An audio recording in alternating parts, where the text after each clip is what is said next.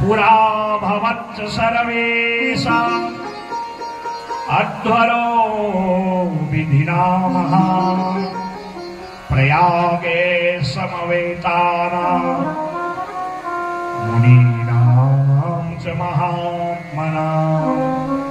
प्रयागराज में जब सब लोग आए तो भगवान शिव भी अपने नंदीश्वर आदि गणों के साथ आए और सब बैठे अपने अपने आसनों में। इतने में जब दक्ष आए उस सभा में, तो दक्ष प्रजापति हैं, श्रेष्ठ हैं, तो सब खड़े होकर उनको सम्मान देने लगे। भगवान भोलेनाथ ने सोचा वैसे तो मेरे रिश्ते के ससुर हैं लौकिक व्यवहार में, परंतु ये मेरे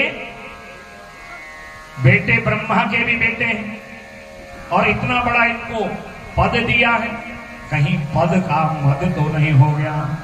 प्रभुता पाही काहू मद नाही, प्रभुता पाही काहू मद नाही, को अस जग जनमा नाही, को अस जग जनमा नाही, को अस जग जनमा नाही, को अस जग जनमा नाही, प्रभुता पाहि काहू मद नाही, प्रभुता पाहि काहू मद नाही। बड़ा पद मिल जाए, ज्यादा संपत्ति हो जाए, यश मान हो जाए, उसके बाद यदि अहम भावना आवे तो समझ लेना ये मेरे प्रभु भोलेनाथ की कृपा है। नहीं तो थोड़ा पद मिला और पद के साथ मद भी चलता है, ओ हम इतने बड़े हैं, हमको कौन क्या कर लेगा महाराज।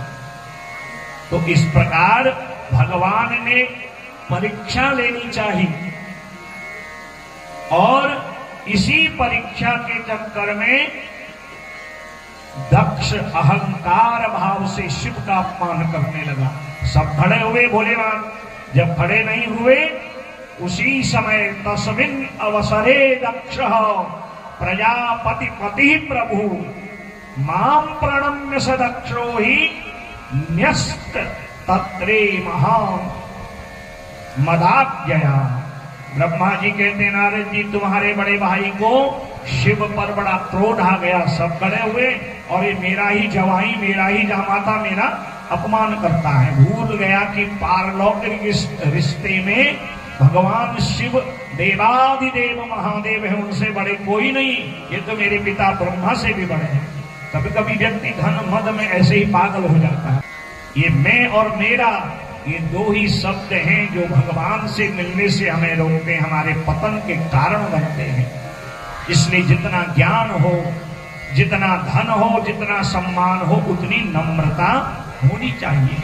विद्या विनय संपन्ने, जितना ज्ञान है, जितना आपका वैभव है, जितनी आपकी ख्याति है, उसके अनुसार आपके अंदर नम्रता भी होनी चाहिए, तभी आप श्रेष्ठ और पूज्य बनते हैं।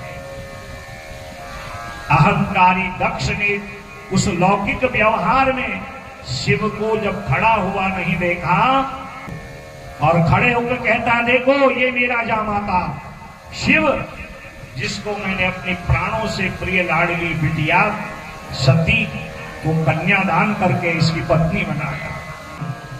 एते हि सर्वे च सुरा भृशं नमन्ति मां विप्र वरास्तथर्षयः कथं हि असौ दुर्जनवन्महामना तद्भूतु यः पेद पिशाच समृतः। ये भूत प्रेत पिशाचों को नचाने वाला, संसार में रहने वाला, एक भी वस्त्र नहीं पहनने वाला, ये इसी प्रकार का इसका विचार है, ये किसी को सम्मान दे ही नहीं सकता है।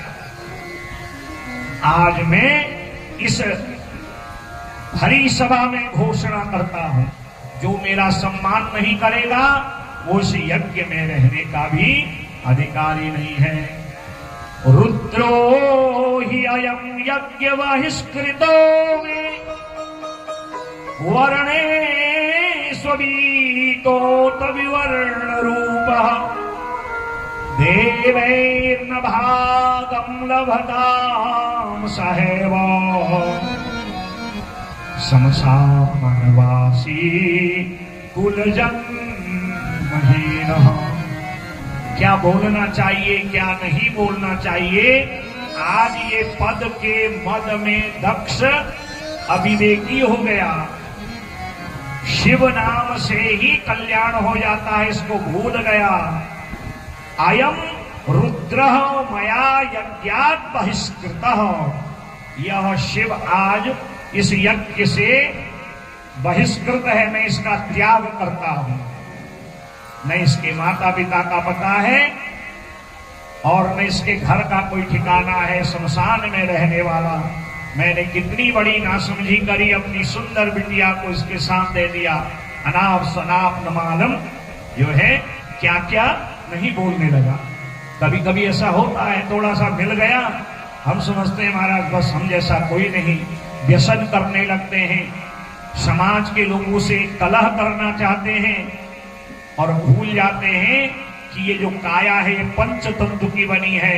पृथ्वी, जल, तेज, वायु, आकाश। बड़े बड़े चक्रवर्ती यहाँ नहीं रहे, बड़े बड़े ज्ञानी नहीं रहे, बड़े बड़े धनवान नहीं रहे, और हम आपकी तो बात ही क्या है। मान मेरा कहना नहीं तो पछताएगा, माटी का खिलौना माटी में मिल जाएगा। मान मेरा कहना नहीं तो पछताएगा, माटी का खिलौना माटी में मिल जाएगा। माटी का खिलौना माटी में मिल जाएगा, ये माटी का खिलौना माटी में मिल जाएगा। और मेरा कहना नहीं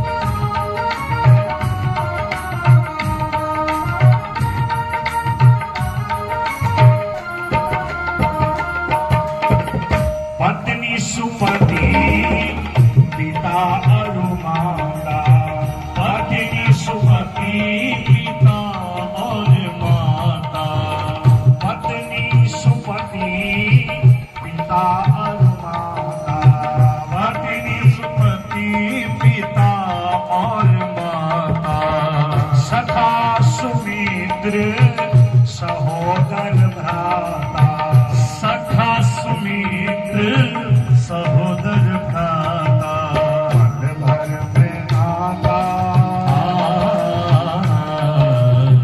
पल भर में नाता सभी से टूट जाएगा, पल भर में नाता सभी से टूट जाएगा। माटी का खिलौना माटी में मिल जाएगा, माटी का खिलौना माटी में मिल जाएगा।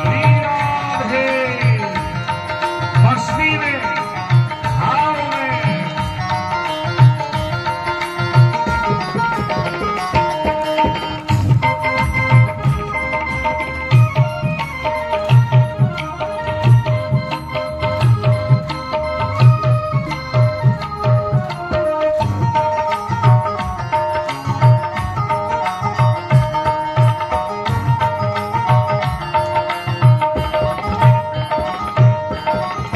हीरा जवाहर की माला तुम्हारी, हीरा जवाहर की माला तुम्हारी, हीरा जवाहर की माला तुम्हारी, हीरा जवाहर की माला तुम्हारी, मखमल के गद्दे और रेशमी साड़ी, मखमल के गद्दे और रेशम की साड़ी, धन दौलत इज्जत सब,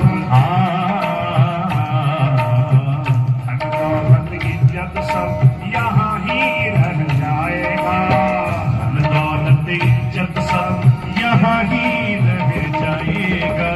माटी का खिलौना माटी में मिल जाएगा, वो माटी का खिलौना माटी में मिल जाएगा। राधे हर हर महादेव।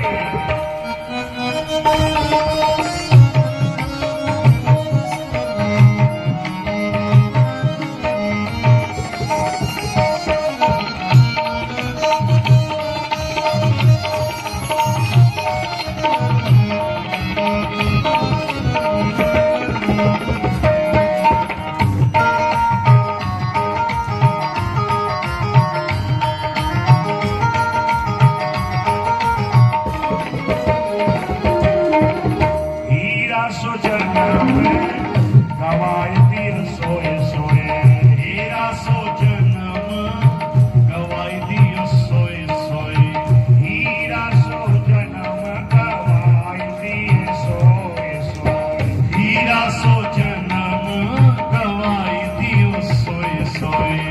अब पछताए मन आंसू बहाए रोए, अब पछताए मन आंसू बहाए रोए, अब पछताए मन आंसू बहाए रोए, अब पछताए मन आंसू बहाए रोए। आई फिर ऐसा आई ऐसा मौका दोबारा न आएगा, आई ऐसा मौका दोबारा नहीं आएगा। माटी का खिलौना माटी में मिल जाएगा, अरे माटी का खिलौना माटी में मिल जाएगा, माटी का खिलौना माटी में मिल जाएगा, माटी का खिलौना माटी में मिल जाएगा।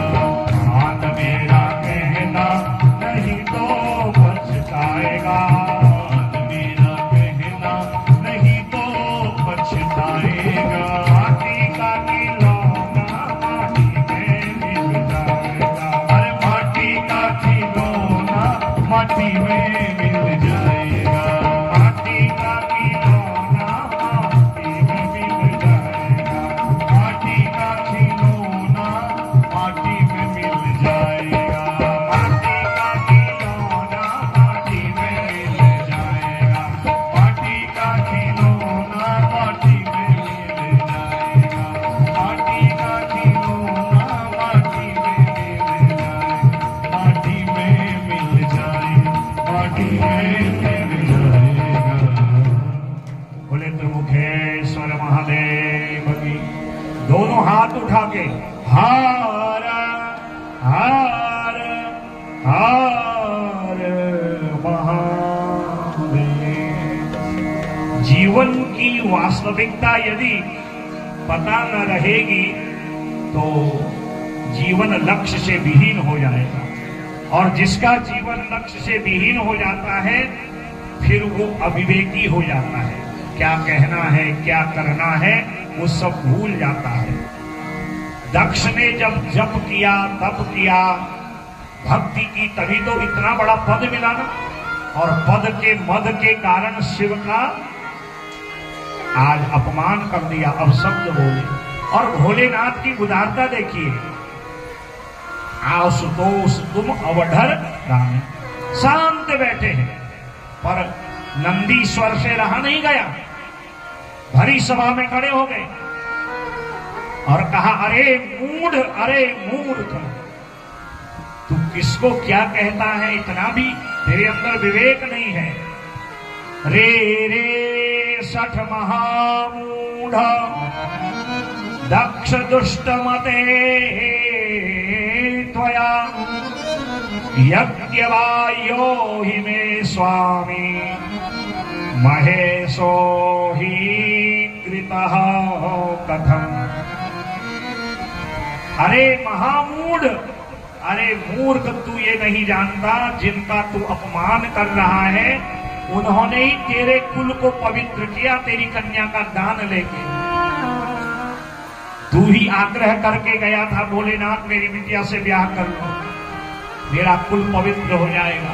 और थोड़ा पद क्या मिला, तू भगवान जो देवता भी जिनकी चरणों की धूल के लिए तरसते हैं, यद पाद पंकज पराग निषेव तत्ता योग प्रभाव विदुताखिल कर्म बंधा स्वैरम न चरंति ही नयमानास तस्ये छयात वपुषः कुत एव वंदः। जिनके चरण धूली, चरण रज की प्राप्ति के लिए बड़े बड़े योगी साधक जन्म जन्मांतर बिता देते हैं, और वो भोले बाबा तेरे घर में आए और तू उनका अपमान कर रहा है। यज्ञवायो, उनको यज्ञ से बहिष्करता है।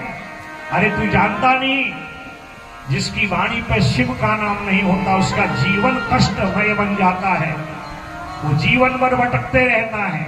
जो कानों से शिव की कथा नहीं सुनता, इसीलिए मैं आपसे रोज आग्रह करता हूं, जब घर से आते हैं, काहे के लिए आए महाराज, यहाँ भंडारा खाने थोड़ी आए होंगे, वो तो महाप्रभु का प्रसाद है। उद्देश्य क्या है, कथा सुनने।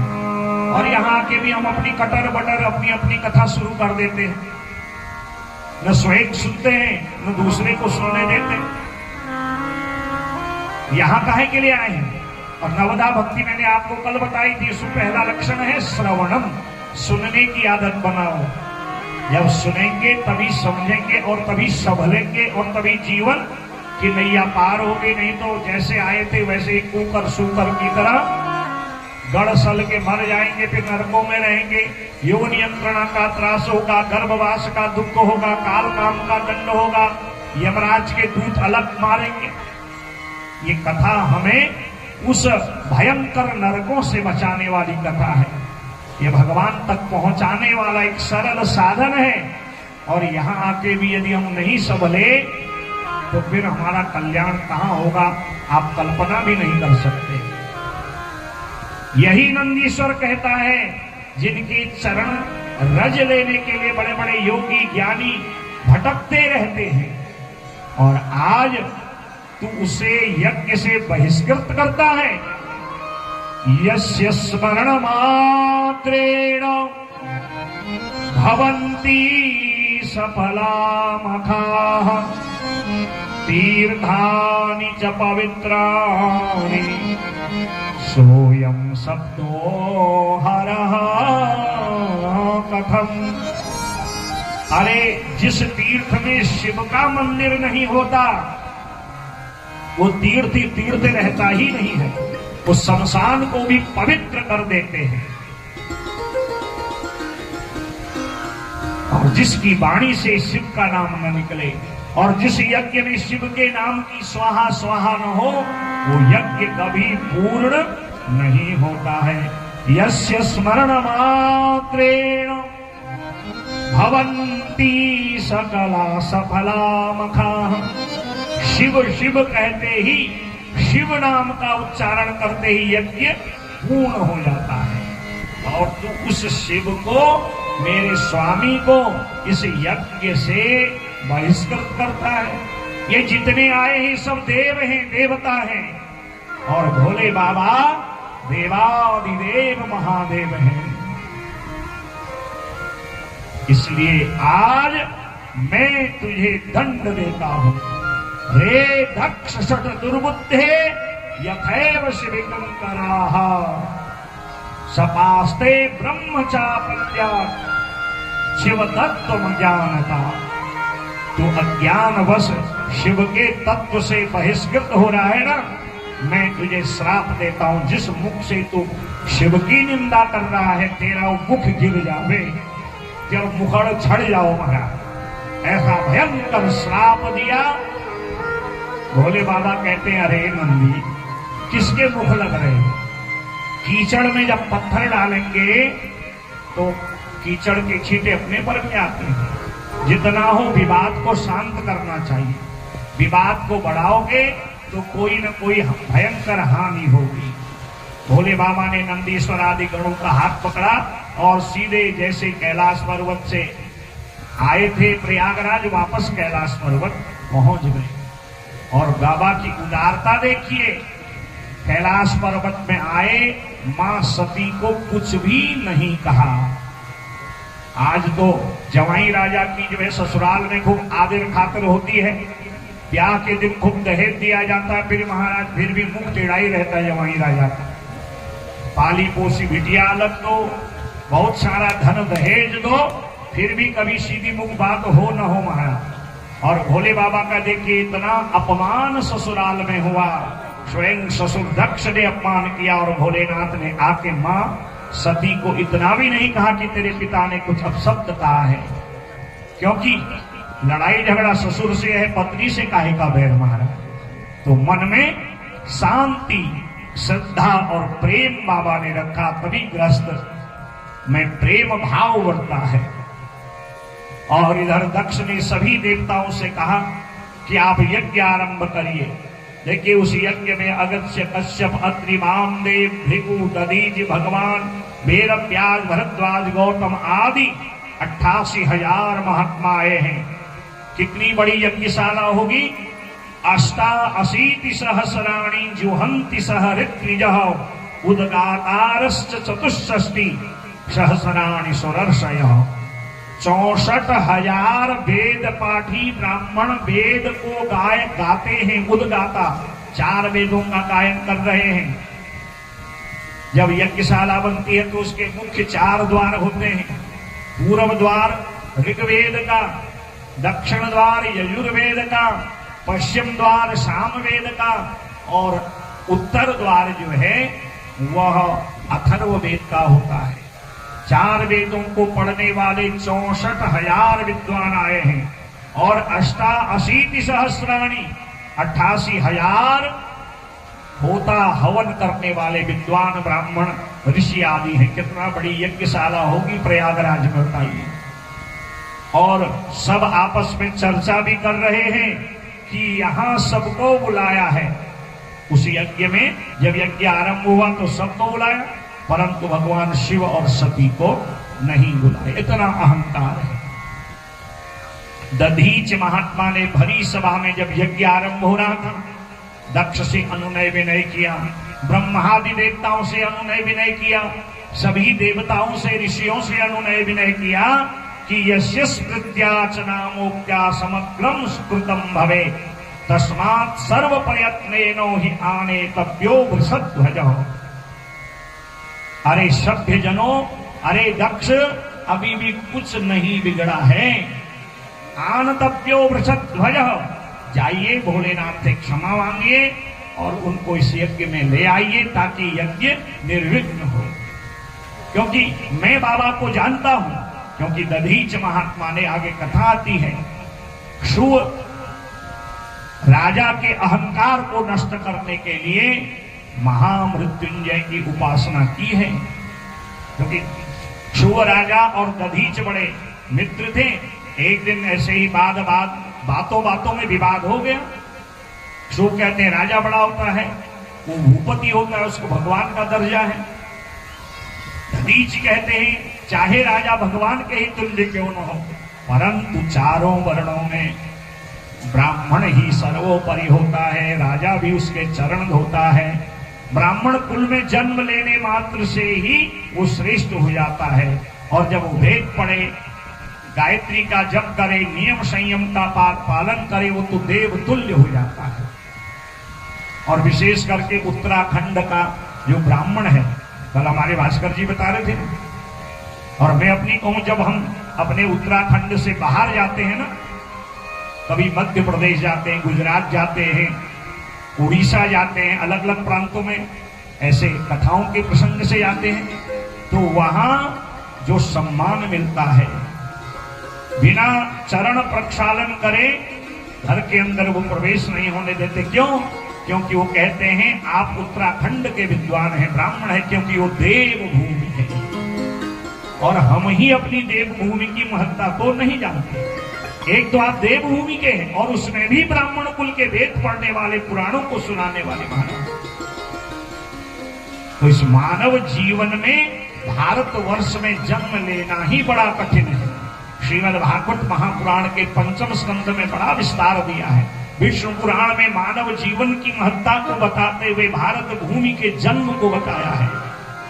धन्यास्ते भारत भूमि भागे, इस भारतवर्ष में जन्म लेना और उसमें भी उत्तराखंड में, और उत्तराखंड में भी ब्राह्मण कुल में जन्म लेना, और उसमें भी संयम नियम पूर्वक अपने वेदों का संरक्षण करना, पुराणों की कथाओं को सुनना सुनाना, गायत्री का जप करने वाला ब्राह्मण देव तुल्य माना जाता है।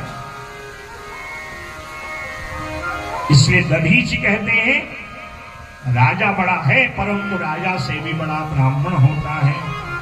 ब्राह्मण तो जन्म से ही पूज्य है, और वो अगर वो नियम धर्म का पालन करे फिर तो कहना भी क्या है महाराज। ऐसे ब्राह्मण का जब घर में चरण पड़ता है, वो घर तीर्थ बन जाता है। और भगवान भी जब अवतार लेते हैं, उनका पहला हेतु क्या है? विप्रधेनु सुर संतहित लीन मनुज अवतार। भगवान के अवतार का पहला कारण ही ब्राह्मण है, विप्र पहला है, फिर धेनु गैया, फिर संत हैं।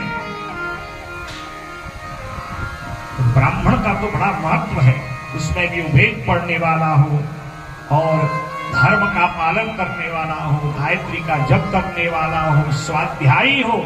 अगर वो घर में आ जाए तो घर तीर्थ बन जाता है। दधीच कहते हैं ना महाराज, ब्राह्मण बड़ा, और फिर भयंकर युद्ध होता है, 2 अध्यायों में आगे कथा है। और जब दधीची ने देखा भाई हम झगड़ा कर नहीं सकते, लड़ाई तो हमारा अधिकार ही नहीं है, हमारा तो जप तप ही श्रेष्ठ अस्त्र शस्त्र है, तो दधीच महात्मा हिमालय में गए हैं और जाकर के उन्होंने महामृत्युंजय भगवान की आराधना करी। हस्ताम्भोज युगस्त कुंभ युगला उद्धृत्य तोयं शिरः सिञ्चन्तं करयोर्युगेन दधतं स्वाङ्के सकुम्भौ करौ अस्रक्षद्रिकहस्तमं भुजगतं मूर्धस्तचन्द्रस्रवत् पीयूषोरतनुं भजे सगिरिजम् मृत्युंजयं त्र्यंबकम। बोले महामृत्युंजय महादेव की।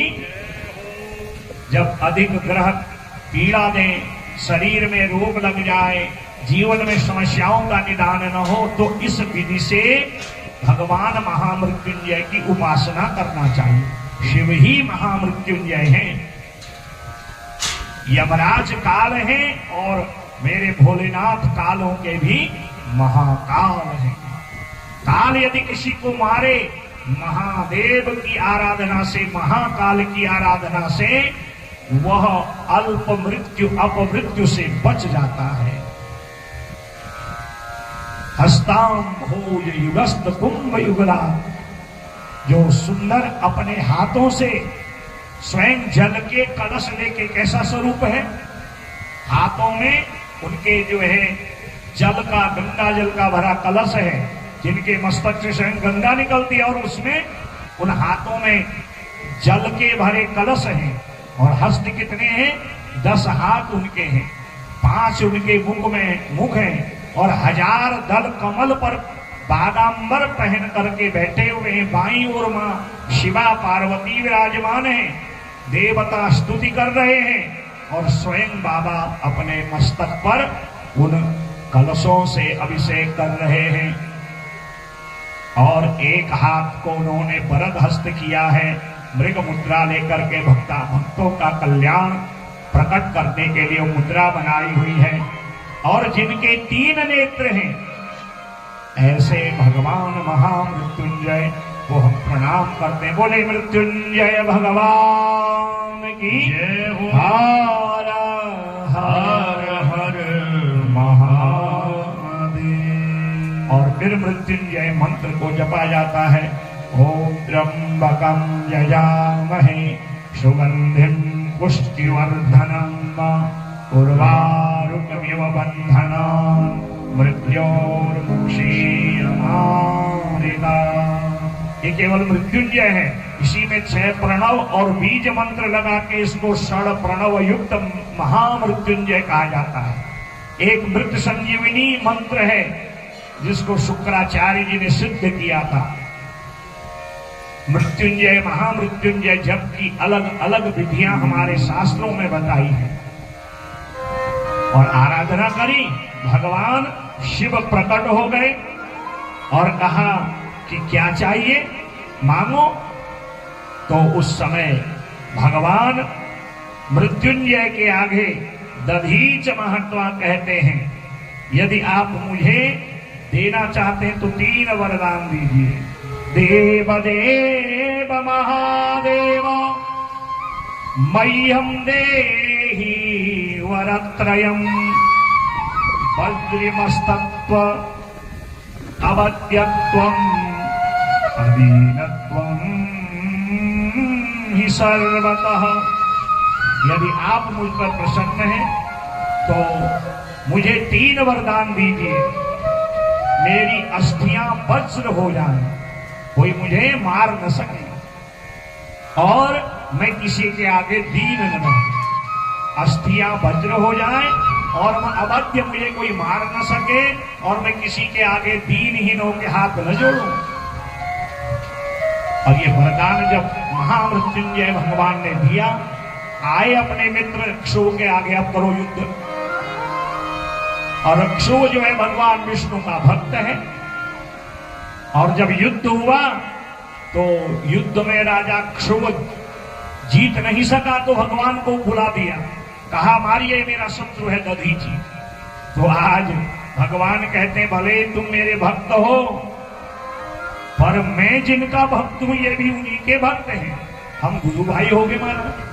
अहम भक्त पराधीनो ही असतंत्र इव द्विजो साधुभिर्ग्रस्त हृदयो भक्तेर भक्त जन प्रिय। मैं तो अपने भक्तों के अधीन रहता हूं, मैं आपको सब कुछ दे सकता हूं, पर दधीच महात्मा का मुकाबला नहीं कर सकता, क्योंकि मैं भी शिव का भजन करता हूं और ये भी शिव के भक्त हैं। और राजा तुम अपना भला चाहते हो, एक तो ये ब्राह्मण है, ब्राह्मण को कभी कोई पराजित कर भी नहीं सकता और करना भी नहीं चाहिए। ब्राह्मण से जो विवाद करता है उसकी 7 पीढ़ियां नष्ट हो जाती हैं। ब्राह्मण के जो धन को खाता है, 60 वर्ष सहस्राणी विष्टायाम जायते कृमि। जो ब्राह्मण से प्रेम रख के छल से उसकी धन संपत्ति का हरण कर लेता है, 60,000 वर्ष तक विष्ठा का कीड़ा बनता है। इसलिए जीवन में कभी भी ब्राह्मण का अपराध नहीं करना चाहिए, ब्राह्मण से विवाद नहीं करना चाहिए, क्योंकि ब्राह्मण की चरण धूलि जिस घर में पड़ती है वो तीर्थ बन जाता है। उसके 101 कुल के पितर तर जाते हैं। हम जब कोई बड़ा यज्ञ आदि करते हैं ना, यज्ञ की बड़ी विधियां हैं और पूजा पाठ, उसमें कितनी सामग्री चाहिए, कोई अंत नहीं है। और जब वो पूर्ण न हो, यदि ब्राह्मण ने कह दिया परिपूर्णम अस्तु, भाई यजमान तेरा कल्याण हो गया, तुझे मेरे मंत्र सफल हो गए, मेरे मंत्र लग जाएं, तेरे मनोरथ पूर्ण हो जाएं, ब्राह्मण वचनात् परिपूर्णम अस्तु। ब्राह्मण कह दे कि तेरा यज्ञ पूर्ण हो गया, तो फिर उसको भगवान भी नहीं रोक सकते हैं। इतनी शक्ति एक नियम धर्म करने वाले ब्राह्मण पर होती है महाराज। ब्राह्मण अपनी विद्या, अपने ज्ञान के बल से ही समाज में आगे बढ़ता है और समाज में स्थान प्राप्त करता है और उसका यश बढ़ता है। राजा क्षुर समझ गया, दधीच महात्मा के चरण पकड़ लिए, कहा मेरे अपराध को क्षमा करो। आज ब्रह्मा कह रहे हैं नारद जी से, इतने जो प्रभावशाली दधीच महात्मा हैं, वो स्वयं कहते हैं, अरे देवताओं, अरे महात्माओं, अरे ब्राह्मणों, अरे राजा दक्ष, अभी भी कुछ नहीं बिगड़ा है। सत्य समाज सर्व प्रयत्ने ज्ञाने तप्यो वृषध्वज। जाओ और बाबा को मना के ले आओ, क्योंकि बाबा बहुत सरल हैं, वो विचार नहीं करेंगे उनके मन में किसी भी प्रकार का, उनके मन में कोई प्रतिशोध नहीं रहता है, वो तो आशुतोष है, शीघ्र ही प्रसन्न हो जाते हैं। कुछ लोग तैयार होते हैं दधीच के कहने पे, पर दक्ष कहता नहीं, मैंने इस यज्ञ में उस शिव को निमंत्रण नहीं दिया है, और जो उस शिव का प्रेमी है वो उस यज्ञ से चला जाए। कितना अहंकार है बता। बिटिया सती माँ के कान में आवाज आई महाराज, और मायके में कोई काम हो और बिटिया को न बुलाया जाए तो उस घर की शोभा होती है महाराज। हमारे पहाड़ में कोई अगर चेल बेटी नहीं आओ तो घर में शोभा ही नहीं होने महाराज। और बिटिया कुछ नहीं चाहती है, वो यही चाहती है मेरे माँ बाबूजी, मेरे भाई मुझे निरंतर याद करें, उनकी धन संपदा दिन प्रतिदिन बढ़े, बस थोड़ा सा प्रेम का एक आग्रह करें। और बिटिया दौड़ के चली जाती है। पहले एक हमारे पहाड़ों में प्रथा थी ना कि जब कोई भी बिटिया अपने ससुराल से आती थी, मायके में एक मुट्ठी चावल धेली में डालती थी, और जब ससुराल से मायके जाती थी, मायके की धेली तब लाती थी, पहले वो धेली में चावल डालती थी। अब ये परंपराएं भी शायद धीरे धीरे समाप्त हो गई। अब धेली ही कहाँ रही, सब सीमेंटेड मकान हो गए हैं, धेली कहाँ है महाराज। और धेली का पूजन क्यों करते हैं, भागवत जी के 7वें स्कंद में इसकी कथा आती है, क्योंकि धेली में भगवान नृसिंह लक्ष्मी का वास होता है, इसीलिए गृह प्रवेश के समय द्वार पूजन किया जाता है। और यहां तक कि जब किसी का ब्याह हो, जब दूल्हा दुल्हन को लेके आता है, वहां पर द्वार पूजन किया जाता है, क्योंकि लक्ष्मी और नृसिंह भगवान उस घर में सुख ऐश्वर्य शांति प्रदान करते हैं। तो बिटिया धेली में चावल डालती है, क्यों? चाहे मेरे पिता ने मुझे कुछ दिया नहीं दिया, मेरा ब्याह कर दिया, परंतु मेरे पिताजी का, मेरी माता का, मेरे भैया का घर अन्न धन से सदा भरा रहे, खूब छलर बलर हो के कमी न हो महाराज। जब तक घर में रहती है माता पिता भाई की खूब सेवा करती है, ब्याह हो जाता है, भले ही वो ससुराल चली जाती है, पर उसका मन, उसका प्रेम, उसकी उदारता आज भी अपने मायके के लिए बनी रहती है। हमारे पहाड़ में कुनी की मैता को ढूंढ ले, बहुत प्यार हमारा। बूढ़ी बूढ़ी माताओं को भी जब अपने मायके की याद आती होगी ना, भाव से मन भर जाता होगा, वो बचपन याद आ जाता है, वो सखियां याद आती हैं, वो घर आंगन याद आता है, वो माता पिता का लाड़ दुलार याद आता है मानो। अब तो आजकल ये सब फोन हो गए हैं, क्या खिचड़ी बन रही है, क्या सब हो रहा है, सब फोनों से पता चल जा रहा है। और बिटिया को पता चले कि मायके में बड़ा यज्ञ हो रहा है, कोई अच्छा मंगल कार्य हो रहा है हमारा, वो सब काम घर की व्यवस्था करके जाती है और जाती है पिता के उस घर में, सम्मान पाती है और शोभा बढ़ाती है। और दक्ष का अहंकार देखिए, सबको बुलाया, अपनी लाडली बिटिया सती को नहीं बुलाया। और जिस सती को देखे बिना दक्ष कोई कार्य नहीं करता था, अपने प्राणों से भी बहुत प्रिय मानता था। और आज देखिए वो सारा लाड़ दुलार प्रेम अहंकार में भूल गया। और मां सती ने जब आकाश मंडल में चलते हुए विमानों में पिता के घर के यज्ञ महोत्सव की चर्चा सुनी, तो भोलेनाथ के चरण पकड़ लिए और सुंदर निवेदन किया, पिता भवन उत्सव परम जो प्रभुआ यशुदी होई, तो मैं जाऊं कृपायतन सादर देखन सो। बाबा, मेरे पिता दक्ष के घर में बहुत बड़ा यज्ञ हो रहा है और मेरा मन भी वहां जाने को कर रहा है, क्यों नहीं करेगा? बाबा कहते हैं, बात तो ठीक कह रही हो, आपको पता है? हाँ मुझे पता है, क्योंकि भोले बाबा का तो उसी यज्ञ के आरंभ में अपमान हुआ था। आपको पता है, आपने बताया नहीं। बाबा कहते हैं, अरे सती में क्या बताऊं, बहुत कुछ बातें होती वो बताई नहीं जाती हैं, और हम जो बताएंगे तुम विश्वास कहां करते हो? मानो भगवान ये भी कहना चाह रही हो, तुमने हम पर विश्वास ही कब किया? तो बाबा हम चलेंगे ना। कहते हमें बुलाया ही नहीं है और बिना बुलाए कहीं जाना नहीं चाहिए। अब सती कहती है, महाराज ऐसा कैसे होगा? हमारे पिता के घर में बहुत बड़ा यज्ञ है, मंगल कार्य, और हमें न बुलाया जाए। अरे मेरे पिता तो मुझे देखे बिना कोई कार्य करते ही नहीं। अब भगवान मन ही मन कहते हैं, तुझे क्या पता कि वो हमसे कितना द्वेष करता है, हमारा कितना अपमान किया। बाबा जानते हैं, यदि मैंने अपने अपमान की बात बताई तो सती को बहुत दुख होगा, क्लेश होगा, वो कोई ऐसा काम कर बैठेंगी। और जिस बात से कलह हो, घर में अशांति हो, पति पत्नी को बात करने भी नहीं चाहिए, तभी गृहस्थ में प्रेम बना रहता है। सती कहती है, महाराज कहीं जो पोस्टमैन है, डाकिया है ना, उसने पत्र देने में देरी कर दिया। पहले तो ये सब फोन आदि होते नहीं थे महाराज। जो दूत है संदेश देने वाला, उसने विलंब कर दिया हो। बाबा कहते हैं, अरे सती तू बड़ी भोली है, तू नहीं जानती तेरा पिता हमें नहीं बुलाने वाला है। कहता नहीं, मैं नहीं मानती। कितना ही समझाया, दक्षस्तव पिता देवी मम द्रोही विशेषतः यस्य मे मानिनः सर्वे ससुरार्षि मुखा परे।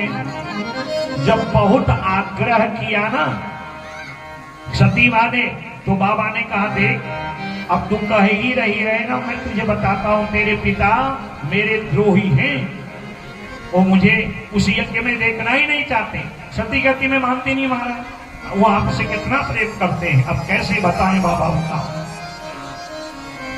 कभी कभी पति पत्नी के सामने यही विडंबना होती है, वो अपने मन की बात कैसे बताए और कैसे सिद्ध करे। और बाबा बता भी रहे, देखिए फिर मां सती आज विश्वास नहीं करती। और अंततः शिव कहते हैं, ठीक है तुम्हें अगर जाना ही है।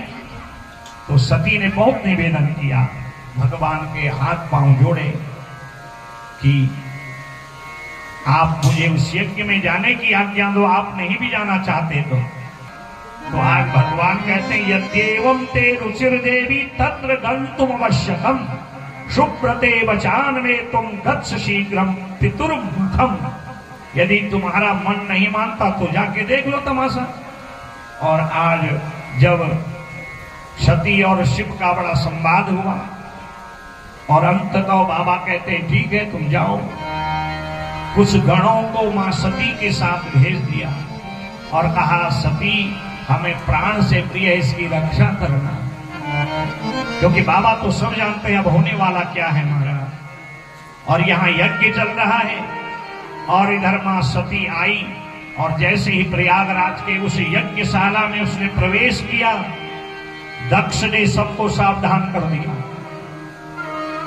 अरे सभाजनों, मैंने न सती को बुलाया है न शिव को बुलाया है, और न इनका मैंने आसन सम्मान वर्ण रखा है, और इससे ज्यादा वार्तालाप भी कोई नहीं करेगा, सावधान कर दिया। और भगवान शिव के द्रोह के कारण आज सती से भी द्रोह करने लगा ऐसा महामूर्ख, अहंकार विमूढ़ात्मा कर्तास्मीति विमन्यते। अहंकारी व्यक्ति अविवेकी हो जाता है और क्या करना चाहिए क्या नहीं करना चाहिए वो सब भूल जाता है और उसका परिणाम विनाश होता है। और यहां दधीच कहते हैं अभी भी कुछ नहीं बिगड़ा है, सती आ ही रही है, जाओ, क्योंकि अपूज्या यत्र पूजयन्ते पूजनीयो न पूजतः त्रीणि तत्र भविष्यन्ति दरिद्रम मरणम ध्रुवम। जहां पूजनीय लोगों का सम्मान नहीं होता, आज हम देख रहे हैं टीवी चैनलों में ऐसे ऐसे महात्मा आ रहे हैं, न वो ब्राह्मण है, न उनको वेद का अधिकार है और न उनको पुराणों का उपदेश देने का अधिकार है। हमारे शास्त्र वेद बताते हैं जो ब्राह्मण लहसुन प्याज मांस मदिरा इन वस्तुओं से दूर रहे, गायत्री की उपासना करे, नित्य स्वाध्याय करे, उसी को उपदेश पुराण सुनाने का अधिकार है। और देख रहे हैं आजकल अभी हाल में एक बड़ी घटना हुई थी हाथरस में, और वो जो ऐसा गुरु है जो ऐसे कुल का है, अब आजकल इस चीज की चर्चा भी नहीं करती है, केवल पैसा कमाने के लिए, अपने को बड़ा दिखाने के लिए, अपना स्टेटस बढ़ाने के लिए व्यक्ति क्या क्या धंधे नहीं कर रहा है आजकल। और हम समाज के लोगों को भी विवेक नहीं है कि किससे हमें मंत्र लेना, किससे ज्ञान लेना है, क्या करना है क्या नहीं करना है, क्योंकि हम पूजनीयों का तो सम्मान नहीं करते और जिसकी पूजा नहीं होनी चाहिए उसकी पूजा करते हैं। यही आप दधीच कहते हैं, जहां पूजनीयों का सम्मान नहीं होता और निम्नों का सम्मान होता है, वहां तीन बातों का भय रहता है, या तो वहां मृत्यु होती है, या दरिद्रता होती है, या निरंतर भय बना रहता है। दधीच महात्मा भी इसी बात को कहते हैं, अभी भी कुछ नहीं बिगड़ा। सती माता आई, एक एक करके सबको प्रणाम किया, कोई मतलब नहीं रख रहे लोग, क्योंकि दक्ष ने पहले ही डराया है।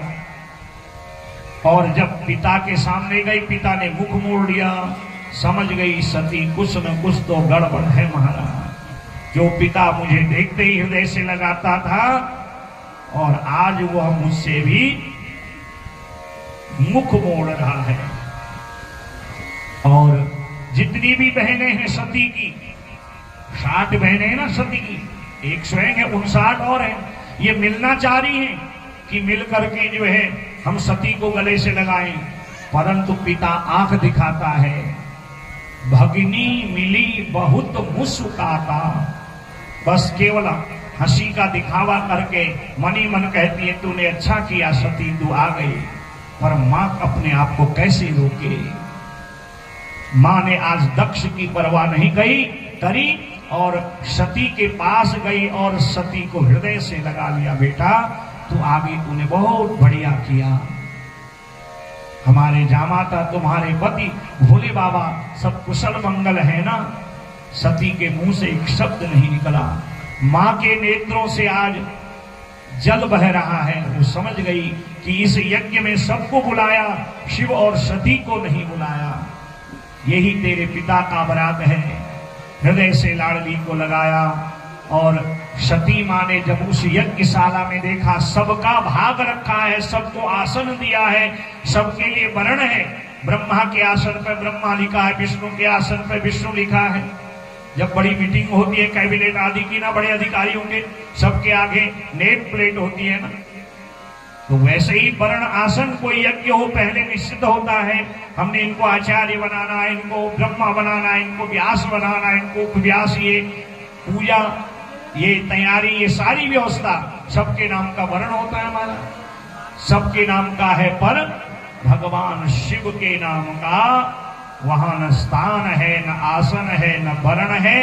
जिस जिस सेवा सती मिलती है सब मुख फेरते हैं। सती की आशंका और बढ़ गई, चारों ओर देखा कि शिव का भाग नहीं है। हे ते कथम सभायाता विष्णुरम्मा दयः सुराः तव यज्ञे विना शंभुं स्वप्रभुं मुनया सदा सर्वे वेदास सम्भूताः सांगाः शास्त्राणि वाग्यतः योऽसौ वेदान्तकः शम्भु कैचित् ज्ञातुं न पायते। जिनके एक नाम का उच्चारण करते बड़े बड़े यज्ञ सफल हो जाते हैं, अमंगल स्थान भी मंगल हो जाता है।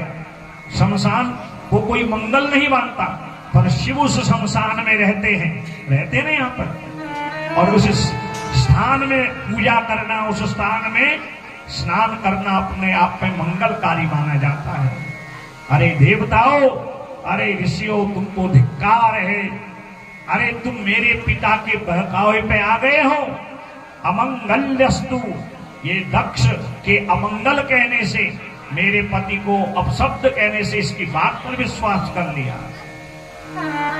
और तुमको क्या इस बात का ज्ञान नहीं है कि ये यज्ञ बिना शिव के पूर्ण नहीं हो सकता। दक्ष कहता है, महात्माओं ब्राह्मणों यज्ञ कराओ।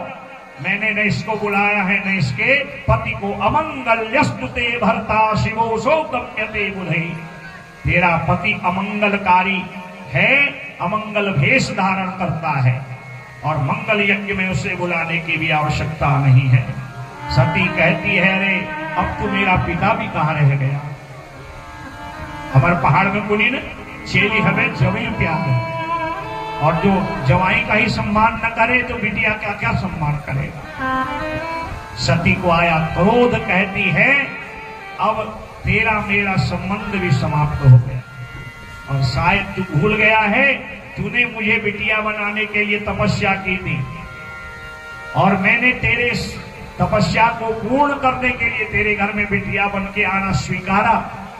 एक शर्त थी कि जब तक मेरा सम्मान करेगा तेरी बिटिया बनके तेरा सौभाग्य यश मान वृद्धि करूंगी। पर आज तूने न मेरे पति का सम्मान किया और न मेरा, इसलिए यो निंदति महादेवम निंद्यमानम श्रोति वा ता उभौ नरकम यातो यावत् चंद्र दिवाकरौ। जो भगवान शिव की निंदा करता है, शिव के बिना कोई भी मंगल कार्य कराता है, यज्ञ कराता है, ऐसा व्यक्ति जब तक सूर्य चंद्रमा रहते हैं तब तक नरक में पड़ता है। चारों ओर देखा कि कहीं शिव का स्थान नहीं है, और यहां विवाद करने से कोई फायदा नहीं। अब मैं कहां जाऊं? शिव ने मेरा त्याग कर दिया, पिता ने भी त्याग कर दिया। पति त्याग करे तो पिता शरण देता है, और जब पति भी और पिता भी त्याग दे फिर कहां जाए महाराज। सती ने उसी समय जिस कुंड में दक्षिणाग्नि नाम की अग्नि जल रही थी वहां पर कुशा का आसन लगाया, और भोलेनाथ भगवान के चरणों का ध्यान किया, और कहा बाबा मैंने आपकी बात पर विश्वास नहीं किया, आपने मुझे जाने को मना किया था, और उसी का परिणाम है यहाँ आज मेरा अपमान हो रहा है। आपने तो पहले ही मेरा त्याग कर दिया और पिता ने यहाँ त्याग कर दिया, अब मैं कहाँ जाऊं। मैंने ब्याह के दिन आप की सेवा की प्रतिज्ञा की थी, मन कर्म वचन से 7 जन्म जन्मांतरों की सेवा करने की प्रतिज्ञा की थी। मैं तो इस जन्म में भी आपकी सेवा नहीं कर पाई, आप पर विश्वास नहीं कर पाई। आज अब इस अविश्वास करने वाले देह का मैं त्याग करता हूं। आस कहीं योग अगणित अनुजारा, आस कहीं योग अगणित अनुजारा। ध्यान किया भोले बाबा के चरणों का। इस जन्म में तो आपकी मैं सेवा नहीं कर पाई। हे भोलेनाथ, मैं आज अपने प्राणों का त्याग कर रही हूं और मेरा अगला जन्म हो मैं आपकी ही सेवा करूं। आज इस देह का मैं त्याग कर रही हूं। भोलेनाथ के चरण से मस्तक पर्यंत उनका मंगल ध्यान किया। प्राण अपान वायु को हृदय में स्थिर किया। तजहि दुरात देह देहि हेतु, तजहि तुरत देहि देहि हेतु। उरधारि चंद्र मौली विषकेतु, उरधारि चंद्र मौली विषकेतु। आस काहि योग अगणित अनुजारा, आस काहि योग अगणित अनुजारा। भाये हूँ सकल मख हाहाकारा, भाये हूँ सकल मख हाहाकारा। भाये हूँ सकल मख हाहाकारा, भाये हूँ सकल मख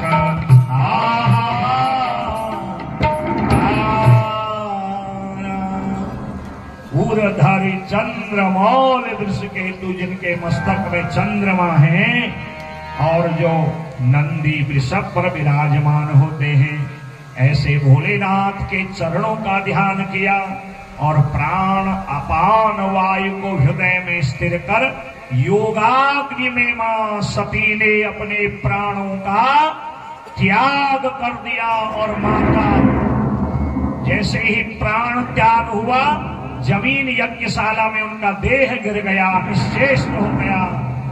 और यज्ञ में आए शिव के गण उत्पात मचाने लगे, हाहाकार होने लगा। भाई हूं सकल मख हाहाकारा, हाहाकार कुर्वस्ते धिग धिग न देवानि रहो, हाहाकारेण महता व्याप्तमासी दिगंतरम। शिव गणों ने जब उत्पात किया, सारे यज्ञशाला में हाहाकार होने लगा। दक्ष ने कहा ये यज्ञ कहीं अधूरा न रह जाए, और उसी समय अपने जितने भी परिकर हैं कहा पकड़ो शिव गणों को और इनको मारो, दंड दो, ये यज्ञ में विघ्न कर रहे हैं। और उसी समय जब शिव के गणों की पिटाई हुई और महाराज वो भाग के सीधे कैलाश पर्वत गए हैं।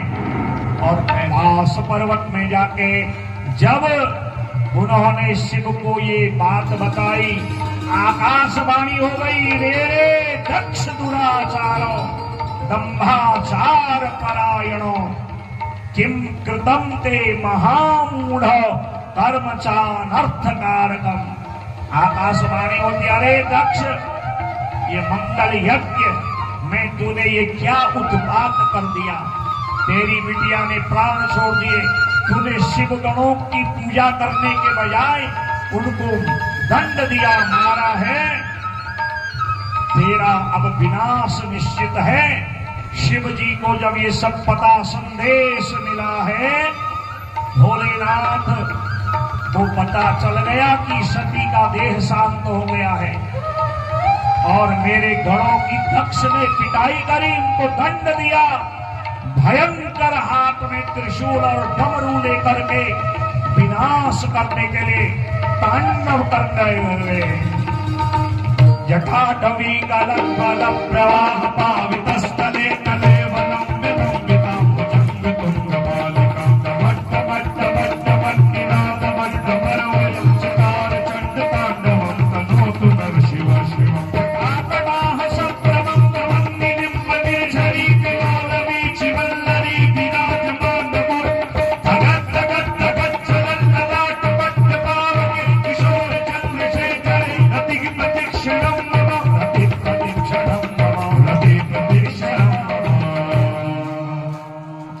हाथ में त्रिशूल डमरू लेकर के भोलेनाथ महाविनाश के लिए नृत्य करने लगे। और इसी नृत्य का नाम है तांडव। भगवान शिव दो ही अवस्था में तांडव करते हैं, या विनाश करना हो या कोई रावण की तरह स्तुति कर रहा हो। भयंकर तांडव में अपने मस्तक से एक जटा जमीन में पड़ती है।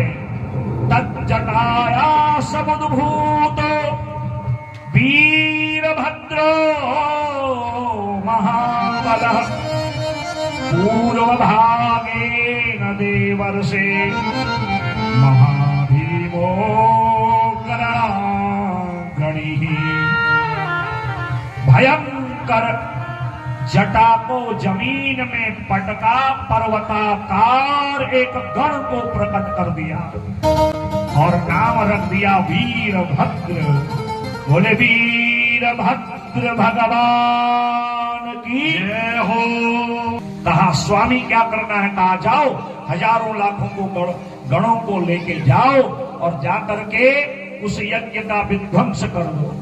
जो भी मिले, चाहे देवता हो, असुर हो, गंधर्व हो, किन्नर हो, पन्नग हो, ब्रह्मा हो, विष्णु हो, यहां तक मेरा ससुर भी मिले ना, उसको भी मत छोड़ना। सुरा भवन्तु गंधर्वा यक्षा वान्ये च केचन तानप्यत्येव सहसा भस्मसात् कुरु सत्वरम्। समाचार सब शंकर पाए, समाचार सब शंकर पाए। वीरभद्र कहे भोग पठाए, वीरभद्र कहे भोग पठाए। यज्ञ विध्वंसताए तिन कीन्हा, यज्ञ विध्वंसताए यज्ञ विध्वंस जाय तिन कीना, यज्ञ विध्वंस जाय तिन कीना। सकल सुरन विधि वत फल दीना, सकल सुरन विधि वत फल दीना। समाचार सब शंकर पाए, समाचार सब शंकर पाए। और यहां से जब वीरभद्र भयंकर शिव गणों को लेके पहुंचे हैं, चलसी महामुनि गरजसी हारी। जब हनुमान जी लंका में गए तो लंका की भूमि डोलने लगी, वैसे वीरभद्र जब यज्ञ विध्वंस करने प्रयागराज दक्ष के उस यज्ञशाला की ओर गए, जहां पर पांव रखते थे इतनी धूल आंधी उड़ती थी, भय के मारे सब कांप जाते थे महाराज।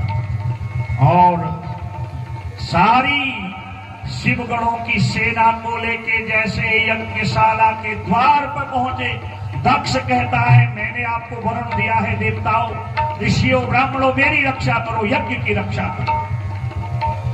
भृगु महाराज द्वार पर खड़े हो गए, जजमान हम जो है तुम्हारे कोई संकट से बचाएंगे महाराज। और जैसे ही वीरभद्र आगे आए, भृगु महाराज मंत्र पढ़ने लगे, पकड़ा भृगु महाराज को और खींची उनकी दाढ़ी दो चार सही बाल छोड़े महाराज जमीन में पटक दिया। पूषा देवता आए, हम अपने जजमान की रक्षा करेंगे, और पूषा देवता के मुख में मारा घूसा, सारे दांत तोड़ दिए। भग देवता आए, उनके आंखों में उंगली डाली, उनके आंख फोड़ दिए। शिवगणों ने, वीरभद्र ने सारी यज्ञशाला को तहस नहस कर दिया। नंदी भगस्य नेत्रे ही पातितस्य रुषा भुवि विडम्बिता स्वधा तत्र स्वाहा दक्षिणा। उस भयंकर स्थिति में ब्राह्मण मंत्र वेद पढ़ना ही भूल गए, अब अपनी जान सबको बचानी है। कौन वीरभद्र का कोप सहन करेगा? सारी यज्ञशाला तहस नहस करी। यज्ञ दक्ष के गण परिकर बचाने आए, उनको मारा, और अंततः कहा यही दक्ष इस बात की जड़ है, विवाद की जड़ है। पकड़ा दक्ष को, तच्चिरस्तस्य दुष्टस्य दक्षस्य हयवैरिणो अग्निकुंडे प्रतिक्षेपो वीरभद्रो ग्रहाग्रणी।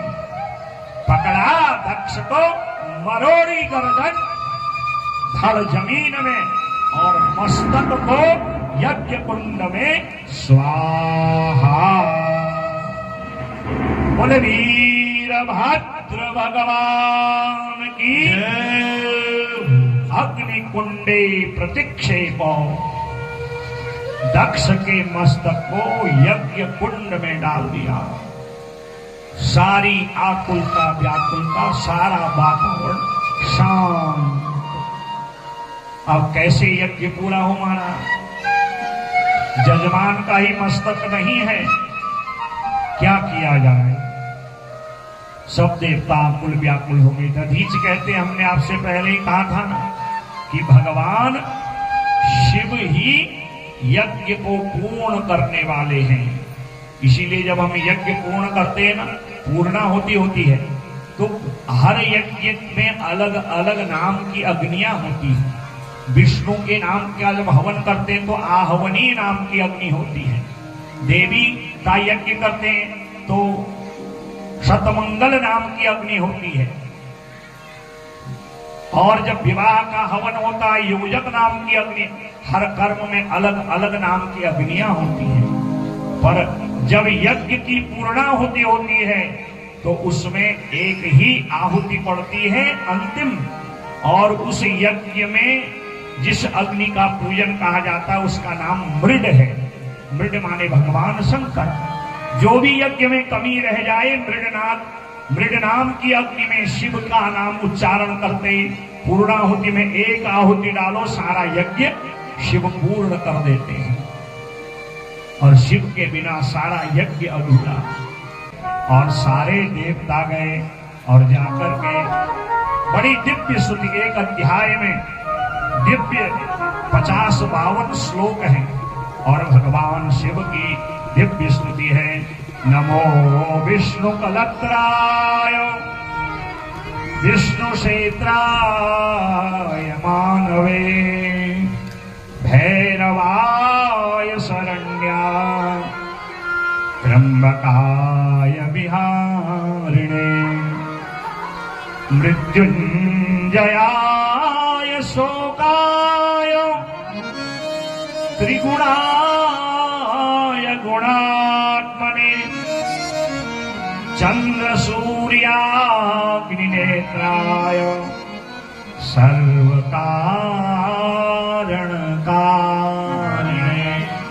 और सब देवता गए भगवान मृत्युंजय, भगवान त्रिमुखेश्वर को प्रसन्न करने के लिए स्तुति करी है। आप भी करेंगे ना भगवान शिव को प्रसन्न? और शिव को ही प्रसन्न करने के लिए यज्ञ हमने आयोजित किया है। हमारे कहड़ गांव के लोगों का जीवन सुखमय हो, उनके जीवन में मंगल ही मंगल हो, चाहे वो देश में रहे प्रदेश में रहे। हमारे इस बिचला चकोट अल्मोड़ा जनपद, यहाँ तक कि हमको विश्व की कल्याण की कामना करते हैं। प्रातः काल संकल्प भी लेते हैं, सर्वे भवन्तु सुखिनः सर्वे सन्तु निरामय।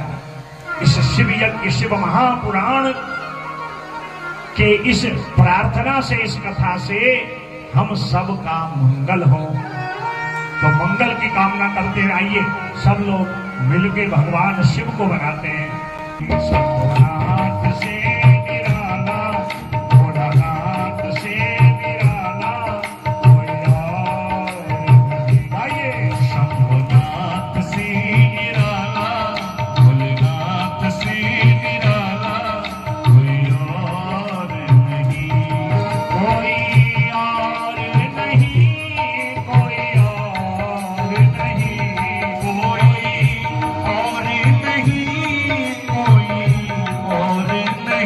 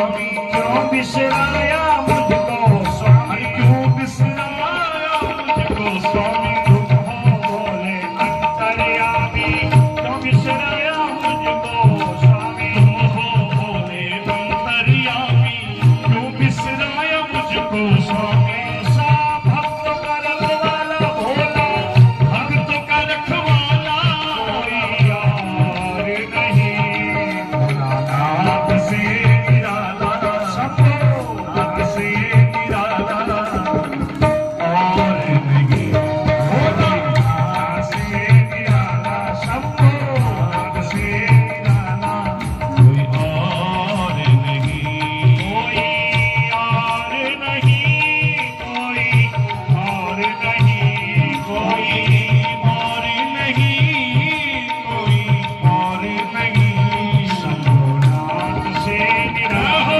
गौरी नाथ से निराला कोई और नहीं, भोले नाथ से निराला सबको नाथ से निराला कोई और नहीं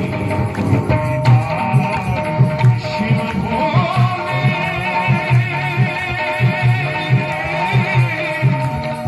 शिव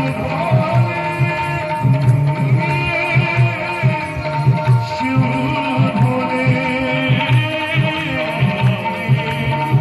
शिव भोले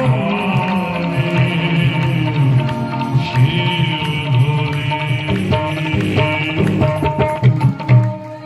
बोले देवादिदेव महादेव की जय हो त्रिमुखेश्वर भगवान की जय हो हर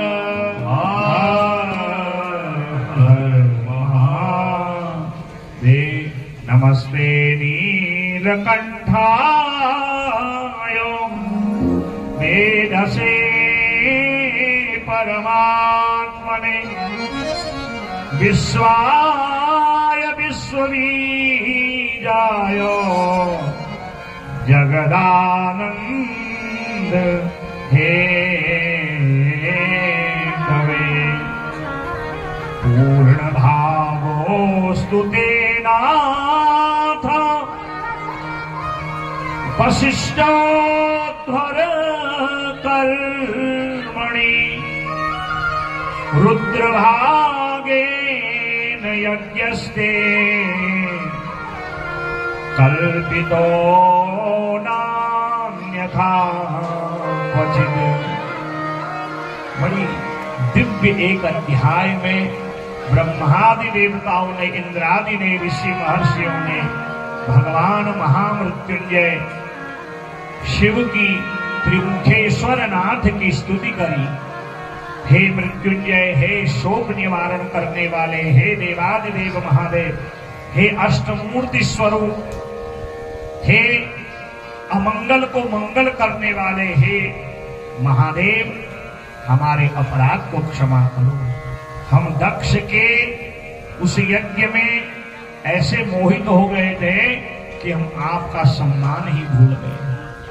अब आप कृपा करिए और सब भूल जाइए और यज्ञ को पूर्ण करिए, क्योंकि यदि यज्ञ पूरा नहीं हुआ तो विनाश हो जाएगा। अधूरा यज्ञ न यजमान के लिए कल्याणकारी होता है और न समाज और विश्व के लिए। दिव्य स्तुति करी और भोलेनाथ तो आशुतोष तुम अवधर दानी, वेद भी कहते हैं आसु शिशानो वृखभो न भीमो घनागन।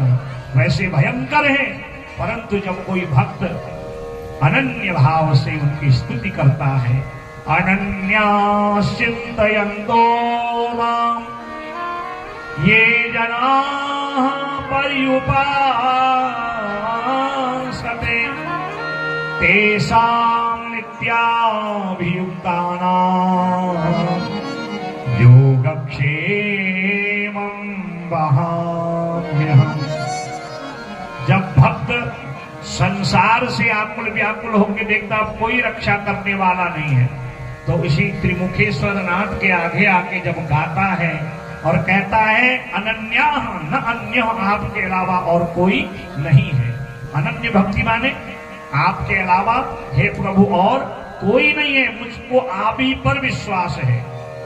अन्यथा शरणं नास्ति त्वमेव शरणं शिव तस्मात् कारुण्यभावेन रक्ष मां जगदीश्वर। और जब भक्त को विश्वास हो जाता है कि अब यही रक्षा करने वाले, यही त्रिमुखेश्वर नाथ हमारे कामना को पूर्ण करेंगे, मेरी बाधाओं का निराकरण करेंगे, और जब कहता है तुम बिन और न दूजा आस करूं मैं किसकी। भागवत जी में शरणागति के, भगवान की अनन्य भक्ति के, प्रेम लक्षणा भक्ति के 3 स्वरूप बताए हैं, तदीयता, त्वदीयता और मदीयता। हम आपके हैं, आप हमारे हो, आपके बिना हमारा और कोई नहीं है। तुम बिन और न दूजा। जब तक हमें दुनिया पर विश्वास होता है तब तक प्रभु तमाशा देखते हैं, और जब लगता है कि अब दुनिया ने इसका त्याग कर दिया है और ये मेरी शरण में आ गया है, तो प्रभु उसका रक्षण करते हैं। इसलिए उनका नाम भक्त वत्सल है। बोले भक्त वत्सल भगवान की जय हो। वत्सला नाम है गैया का। जब गैया का बछिया बछड़ा होता है तो कोई धाई माता या कोई नर्स आती है सफाई करने के लिए। गैया अपने जीभ से चाट चाट करके उस बछड़े को स्वच्छ बना देती है, निर्मल कर देती है। वैसे ही भगवान है भक्त वत्सल। हम आप सब बछड़े हैं, उनके भक्त हैं, और सब कुछ छोड़ के जब उनकी शरण में जाते हैं,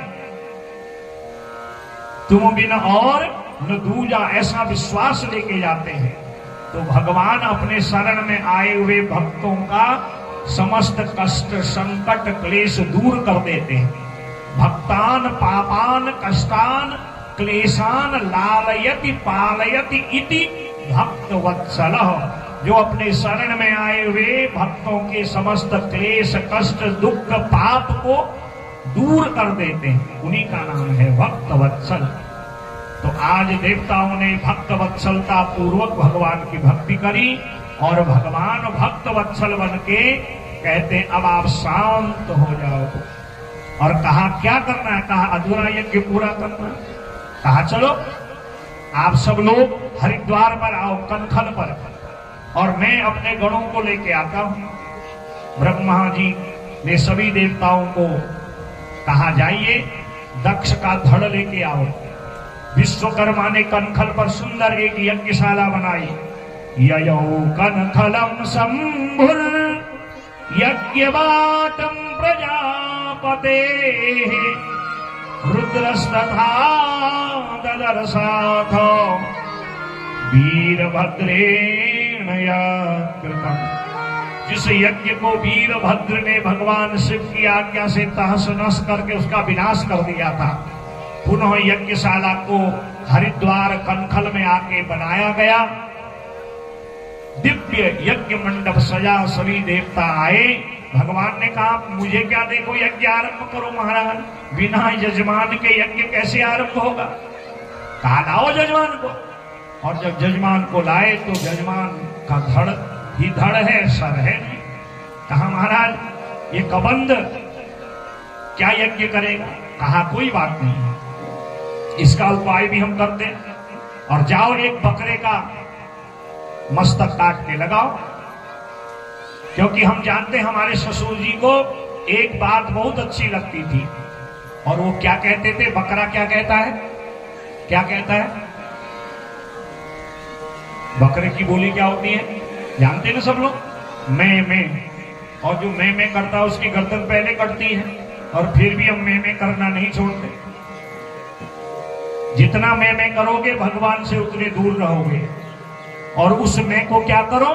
मेरा मुझ में कुछ नहीं, जो कुछ है सो तोर, तेरा तुझको सौंप दूं, क्या लागे प्रभु। अर्पण कर दीजिए। उस मैं को प्रभु को अर्पण कर दो।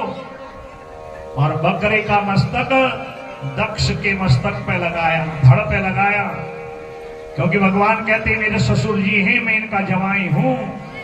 कोई जाने न जाने ससुर जी के मन की बात को, जवाई तो ससुर जी की सारी नस को जानता है, वो सब जानता है, वो सब जानता है। ये आराम से बांधो, ये हल्ला बुल्ला। इस प्रकार जो है आज भगवान शिव दक्ष के धड़ पर बकरे की गर्दन लगाते हैं, बकरे का मुख लगाते हैं। और भगवान शिव है महामृत्युंजय, देवादिदेव महादेव, वो भगवान है। भगवान माने कर्तुम अकर्तुम अन्यथा कर्तुम शक्तः, जो असंभव को भी संभव कर दे, उसी का नाम है भगवान। इस प्रकार जब देवताओं ने भगवान की दिव्य स्तुति करी है और दक्ष के धड़ पर मस्तक बकरे का लगाया, तो भगवान महामृत्युंजय ने असंभव को संभव कर दिया और अपनी कृपा दृष्टि, अमृतमयी दृष्टि से, क्योंकि वो महामृत्युंजय है, वो मृत्यु को भी जीत लेते हैं, मृत्यु भी उनके आगे नृत्य करता है, काल काम भगवान के चरणों की सेवा करते हैं। इसलिए आज भगवान ने, शिव भगवान ने, महादेव ने, मेरे भोलेनाथ ने दक्ष प्रजापति को पुनर्जीवन दे दिया, उस पर प्राण दे करके उसको जीवित कर दिया। बोले भक्त वत्सल भगवान की जय हो। और जैसे ही दक्ष पर प्राणों का संचार हुआ, भगवान के चरणों में दंडवत किया, दोनों नेत्र से गंगा यमुना बह रही है, रोने लगा आकुल व्याकुल, मेरे असंभव जीवन को आपने आज संभव कर दिया, मुझे नरक जाने से आपने बचा दिया। अथ दक्ष प्रसन्नात्मा शिवं लज्जा समन्वितः तुष्ट्वाव प्रणतो भूत्वा शंकरं लोक शंकरं। बड़ा लज्जित हुआ, मन में बड़ी ग्लानि आई, मैंने जिनका अपमान किया उन्होंने मेरे ऊपर कितना बड़ा उपकार किया, मुझे पुनर्जीवन दिया। रोते रोते भगवान के चरण पकड़े और बड़ी सुंदर दक्ष ने भगवान शिव की स्तुति करी है। नमामि देवं वरदं वरेण्यं महेश्वरं ज्ञान निधिं सनातनं। नमामि देवाधिपतीश्वरं हरिं सदा सुखाद्यां जगदेकबान्धवम्। नमामि विश्वेश्वरविश्वरूपं पुरातनं ब्रह्म निजात्मरूपम्। नमामि सर्वं भवभावभावम् परात्परं शंकरमानतोऽस्मि। भवसागर से पार करने वाले हे महेश्वर, हे ज्ञान की निधि, नमामि देवं वरदं वरेण्यम, आप ही वरण योग्य हैं, आप ही वरदम वरदान देने वाले, वरेण्य माने श्रेष्ठ हैं, आपके बिना कोई भी कार्य संभव नहीं होता है। हे विश्वेश्वर, हे विश्वरूप, हे पुरातन, हे ब्रह्मादि देवताओं को ज्ञान देने वाले और भवसागर से पार कराने वाले परात्पर पर ब्रह्म, हे देवादिदेव महादेव, मैं आपको प्रणाम करता हूँ। देव देव महादेव कृपां कुरु नमोस्तुते, अपराधम क्षमस्वाद्यमं शंभो कृपा निधे, मेरे समस्त अपराधों को आप क्षमा करिए। भोले बाबा कहते हैं कोई बात नहीं, गलतियां होती हैं, मनुष्य से ही होती हैं। हाँ, जो अपनी गलती का प्रायश्चित कर ले, अपने गलती अपने अपराध की क्षमा कर ले, उससे बड़ा श्रेष्ठ कोई नहीं होता। ऐसा जब भगवान ने कहा ना तो दक्ष प्रजापति कहता है, धन्य है प्रभु, मैं आपके स्वरूप को, आपके गुण को, आपके शांत भाव को, आपके सहज रूप को नहीं जान सका। साधूनाम कल्प वृक्षस्त्वम दुष्टानाम दंड धिक्षदा स्वतंत्र परमात्मा ही भक्ताभीष्ट वरप्रदः। आप सज्जनों के लिए कल्प वृक्ष हैं, वो जो चाहते हैं उनको आप दे देते हैं। और दुष्टानाम, जो दुष्ट व्यक्ति हैं, चित्ते कृपा, भक्तों के लिए तो कृपा है, और समर निष्ठुरता, दुष्टों के लिए आपके मन में भयंकर क्रोध आता है, आप निष्ठुर होकर उनका विनाश कर देते हैं। स्वतंत्र परमात्मा, आप तो स्वतंत्र परमात्मा हैं, पर अपने भक्तों की भक्ति के कारण आप निर्गुण से, लिंग से सगुण वेर होकर के उन पर कृपा करते हैं। ऐसे दिव्य स्तुति करी। विष्णु भगवान आए, उन्होंने भी स्तुति करी। हम भी इन दक्ष के कहने पे आ गए थे और समझ नहीं पाए, ब्रह्मा जी ने स्तुति करी। यक्ष, गंधर्व, किन्नर, पन्नग, चारण, एक एक करके सब आए। महाराज, हम आपके ही बिना यज्ञ पूरा करना चाह रहे थे, और मन तो कह रहा था कि आपके बिना यज्ञ पूरा नहीं होगा, हमारे अपराध को क्षमा कर दो प्रभु। और जब ब्राह्मण आए और जब ब्राह्मण स्तुति गाते हैं, भगवान शिव आनंदित हो जाते हैं।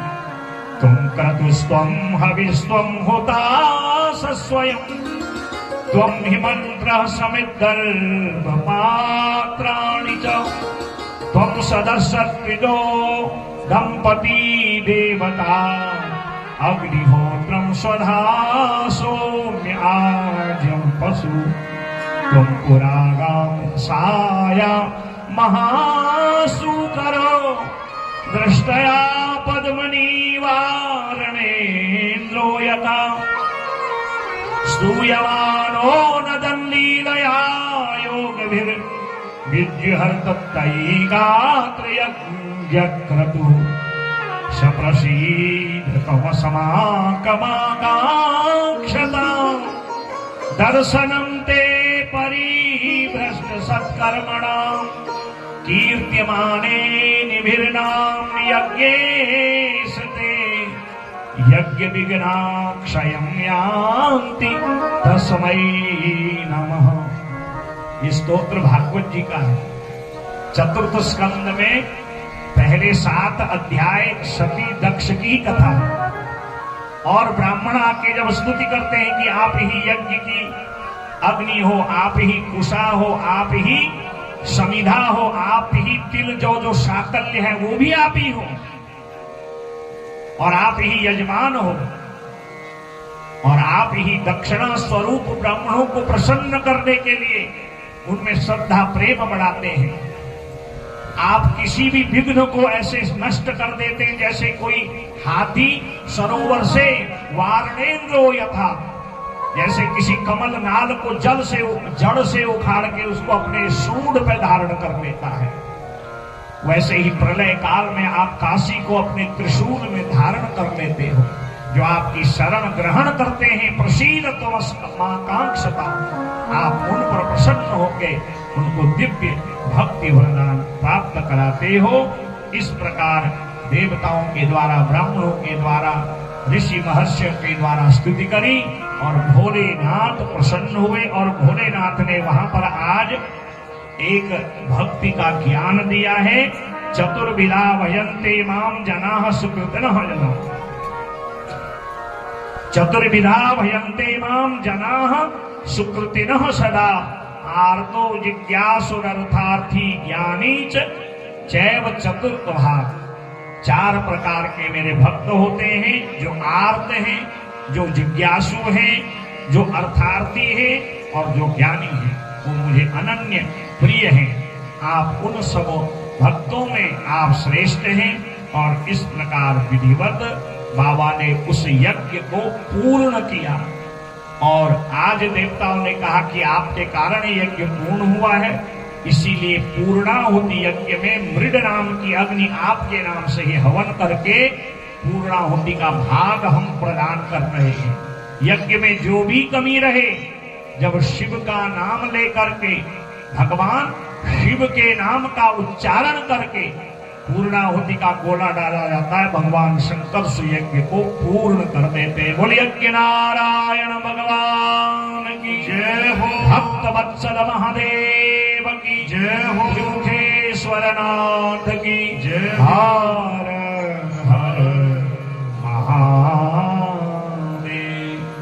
यज्ञ पूर्ण हुआ, दक्ष बड़े प्रसन्न हुए। दक्ष ने यथा उचित जो भी दक्षिणा वस्त्र आभूषण आदि है के बाद यजमान को देना चाहिए, सो दिए। सब लोग अपने अपने घरों को आए और भोलेनाथ जैसे ही लौट रहे थे तो उनको मां अपनी पत्नी मां सती की याद आई। और उस यज्ञशाला में प्रयागराज में जहां कुंड के किनारे मां सती का देह था, उसको देख करके भोलेनाथ मोहित हो गए, कंधे पे रखा। अब भगवान शिव ऐसे ही भ्रमण करते रहेंगे, कैसे लीला होगी। तो भगवान विष्णु ने उस समय अपने सुदर्शन चक्र से मां सती के देह के अंगों को काटना आरंभ किया और जिस जिस स्थानों पर सती के वो दिव्य देह के अंग गिरे वहां आदि शक्ति पीठ बन गए। देवी भागवत में इन 108 पीठों की कथा विस्तार पूर्वक आती है। इस प्रकार जो है जिस जिस स्थान पर, जैसे मां सती का हृदय नैमिषारण्य में गिरा तो वहां ललिता देवी नाम से प्रसिद्ध हो गई। मां का जो जिह्वा है वो बंगाल में गिरी कलकत्ता पे, तो वहां मां काली के रूप में प्रकट हो गई।